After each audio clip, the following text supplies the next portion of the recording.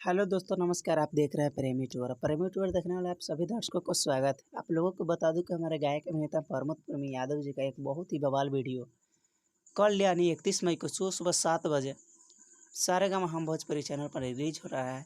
और इस गाने का नाम है सैया घूंघटा उठाई ल। और इस गाने की राइटर है कृष्णा बेदर्दी जी और म्यूजिक डायरेक्टर मनोज आर्यन जी। और ये गाना वीडियो सॉन्ग 31 मई यानी कल 7 बजे सारेगामा हम भोजपुरी चैनल पर वीडियो सॉन्ग रिलीज हो रहा है। तो आप लोग तैयार है इस गाने को बवाल मचाने के लिए। और वीडियो बवाल है। और जो भी लोग भी इसका टीजर को नहीं देखे हैं, वीडियो को डिस्क्रिप्शन में लिंक दिया हुआ है, वहां से आप लोग टीजर को देखिए। और कल तक, आज तक वेट कीजिए, कल यानी तो रिलीज हो ही जाएगा। और वीडियो बवाल है। और जो भी हमारे चैनल पर नए जुड़े हैं उन सब से निवेदन है कि हमारे चैनल को सब्सक्राइब करें, लाइक करें और ज़्यादा से ज़्यादा शेयर करें।